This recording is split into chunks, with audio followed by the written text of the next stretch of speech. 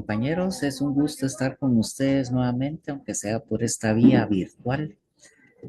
Vamos a hacer la clase que correspondía al sábado pasado y hoy vamos a abordar un tema, digamos que es fundamental no solo para entender la lingüística, sino también la filosofía eh, y la psicología de las personas, la filosofía y la psicología humana, es decir, la relación entre la lengua y el pensamiento. Veremos cómo a lo largo de la historia han surgido tres respuestas distintas. Eh, Tres respuestas distintas a esta pregunta y cómo afecta nuestra forma de ver el mundo. Eh, Antes de entrar en materia, recordemos que los signos lingüísticos son abstractos, ¿verdad? Pertenecen a la abstracción.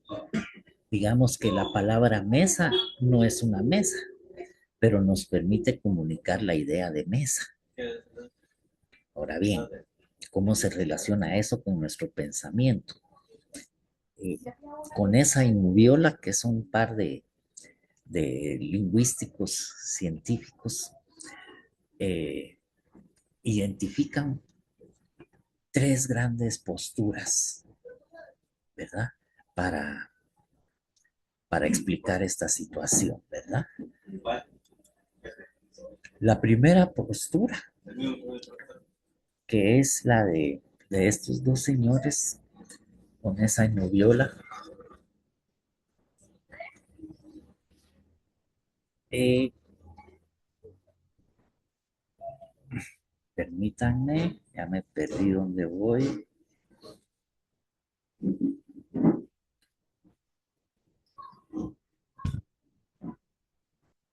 Así, aquí estamos.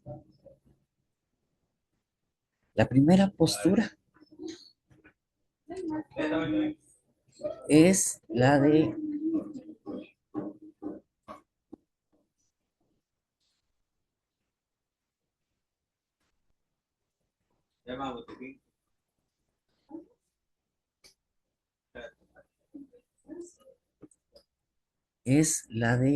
la lengua como traducción del pensamiento, ¿verdad?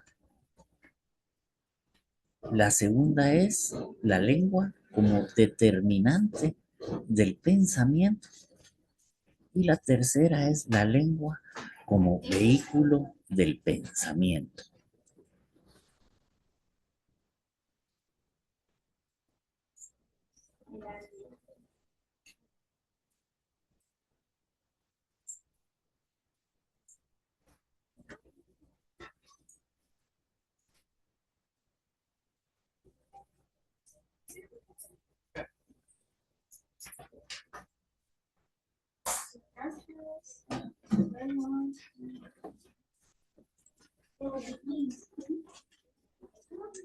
La primera postura, que es la lengua como traducción del pensamiento, digamos que viene de la filosofía de la conciencia. Dice que el pensamiento existe desnudo en nuestra mente, sin forma lingüística, solo como ideas, ¿verdad? Entonces, para comunicarlo, lo vestimos con palabras. Es como que tuviéramos una película en la cabeza y la dobláramos a otro idioma para contarla, ¿verdad? Si esto fuera cierto, sería un milagro que nos entendiéramos, porque si yo traduzco tristeza de una manera y usted de otra, la comunicación sería prácticamente imposible, sería un caos, ¿verdad? ¿Alguna vez les ha pasado a ustedes que dicen, ay, tengo algo en la punta de la lengua? Eso significa que el pensamiento estaba ahí, pero la palabra no. ¿O creen que sin la palabra el pensamiento no estaba completo? Es para que lo piensen, ¿verdad? La segunda postura es la lengua como determinante del pensamiento. Esta es la postura opuesta a la anterior. Aquí el lenguaje es el jefe, el que manda, digamos. Si la primera decía pienso, luego hablo, esta dice hablo, luego pienso. Nuestra lengua materna nos impone unas gafas, unos lentes con las que vemos el mundo. Si usted habla español, ve el mundo de una manera. Si usted habla chino, ve el mundo de una manera completamente distinta, ¿verdad? A esto se le llama relativismo lingüístico, porque es relativo, digamos. Si usted piensa de una forma, puede pensar de otra. Hay lenguas sin palabras para tiempo futuro, por ejemplo. Significa que sus hablantes no planifican el futuro. Esa es al final la discusión, ¿verdad? Esta también ha tenido sus críticas, y tiene un problema de base, ¿verdad? Si mi lengua me determina por completo, ¿cómo es que podemos aprender otros idiomas? ¿Cómo es que un traductor puede entender dos visiones del mundo a la vez? Si fuera determinismo total, sería imposible entonces, ¿verdad? Por eso es de que con ese Niviola y también Habermas, que por cierto acaba de morir, lamentable, ¿verdad? Un gran teórico, filósofo, lingüista, pues proponen algo más sensato. Las palabras nos pueden predisponer, pero no nos determinan. Nacemos en una cultura, pero al relacionarnos con otras podemos enriquecernos o cambiar nuestra visión. Pero ustedes conocen a gente que habla muchos idiomas, o por lo menos dos o tres. ¿Han notado si son diferentes cuando hablan en cada uno? ¿Son más serios cuando hablan inglés o más divertidos cuando hablan chortí, por ejemplo? ¿Verdad? La tercera postura es la lengua como vehículo del pensamiento. Esta es la postura que los teóricos consideran la más acertada.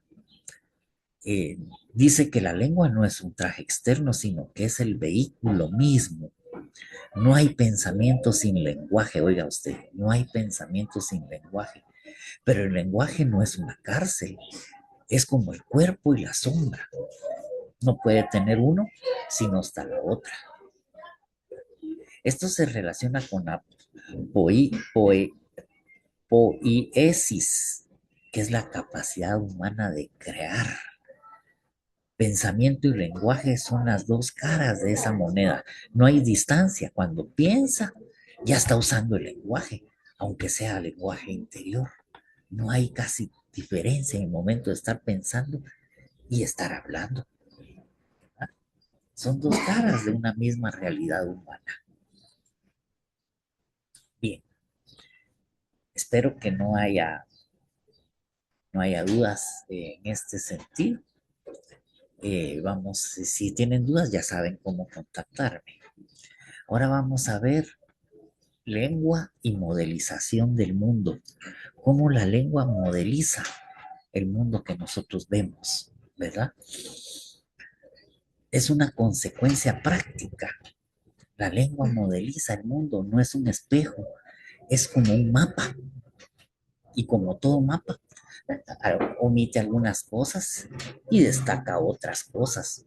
Por eso decimos cada cabeza es un mundo, porque cada persona con su lenguaje y su experiencia construye una interpretación distinta de las demás, distinta de la que interpretaron otras personas, ¿verdad?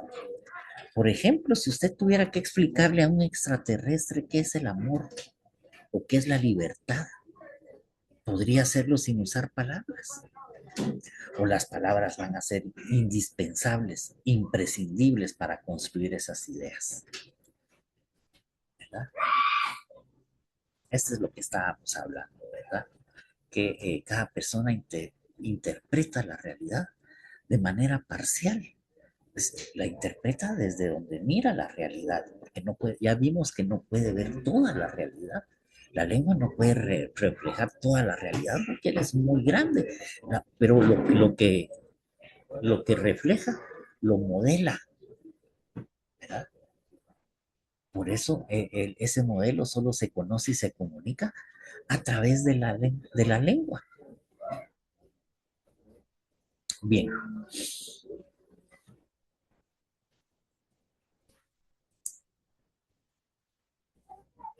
Si cada lengua es un prisma, un lente con el que miramos la realidad, entonces cuanto más idiomas conozcamos, más lentes vamos a tener, más prismas, ¿verdad?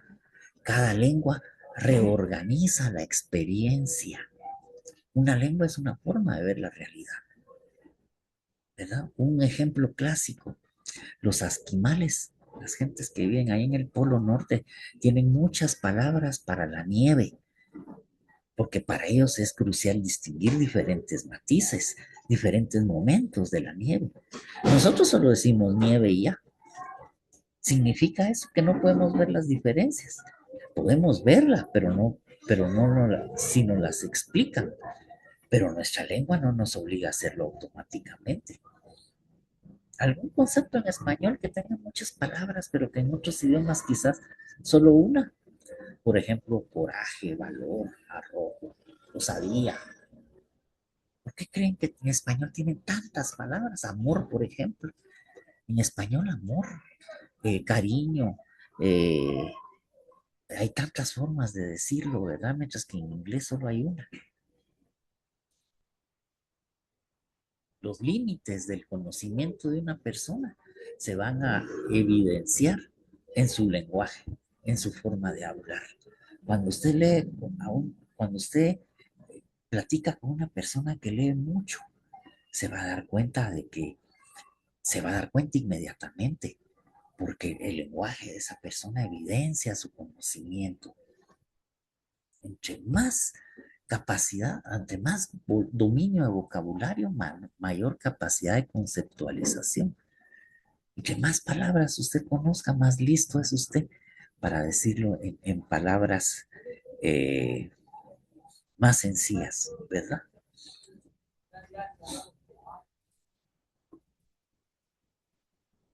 Cada palabra organiza el mundo eh, de determinada forma, ¿verdad? Su experiencia particular, aunque la lengua nos condiciona, no somos marionetas. Cada uno tiene su idiolecto, lo vimos en clase, ¿verdad? Su forma personal de hablar. Y las lenguas cambian porque las culturas cambian.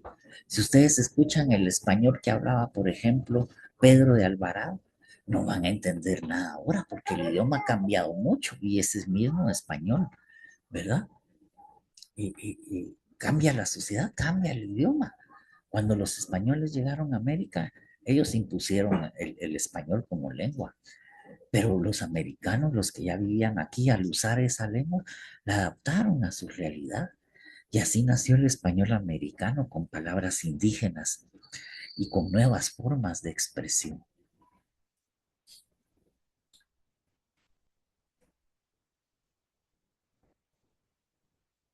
Es lo que estábamos hablando, ¿verdad? Me adelanto yo a veces. Un ejemplo ilustrativo es Marco Polo. ¿Ustedes saben quién fue Marco Polo?